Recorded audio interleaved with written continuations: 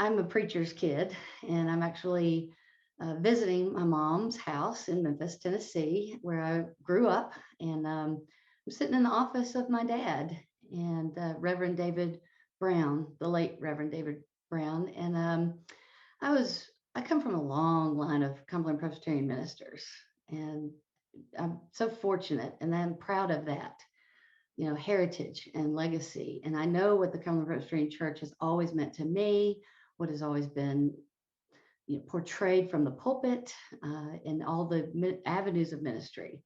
From my mom playing the organ at every church that Dad ever pastored at, it was, you were involved. Everyone was involved in the church, becoming elders. My siblings, my brother's a CP minister, my sister-in-law, and my brother-in-law.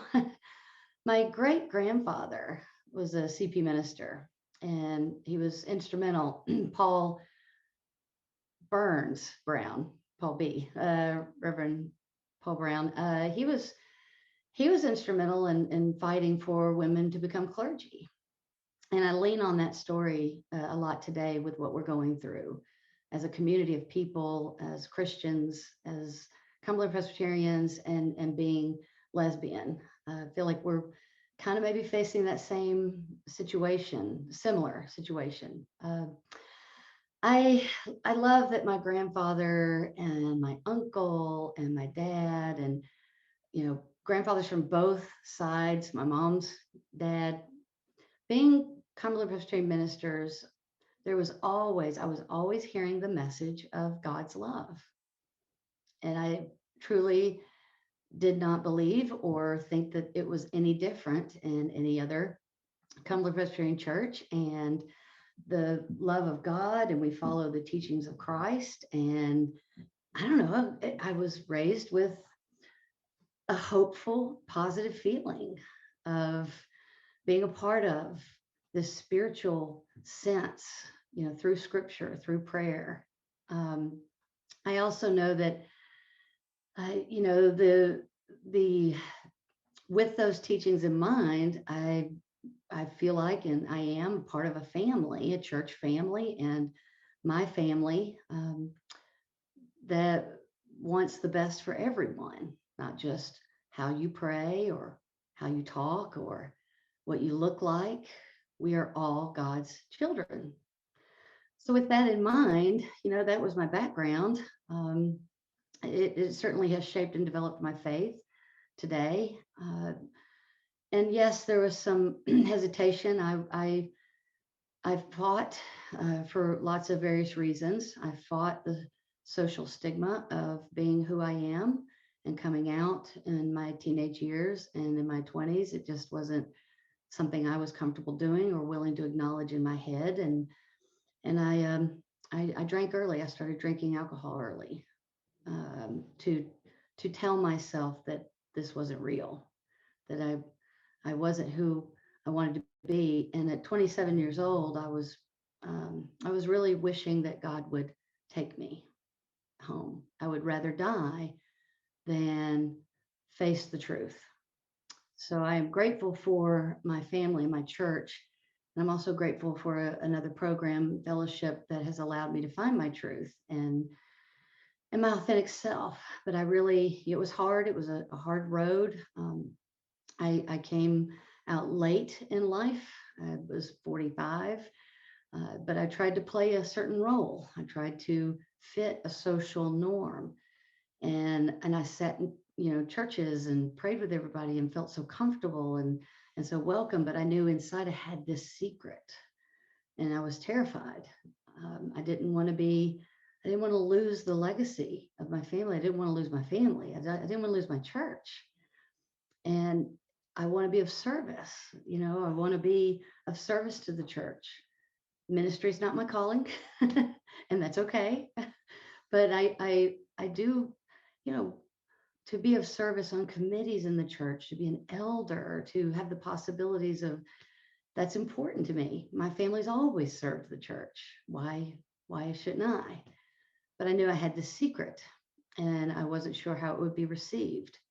So again, my family and the faith has been the saving grace for me to walk through this with all the feelings and all the grief and all the fears and all the challenges.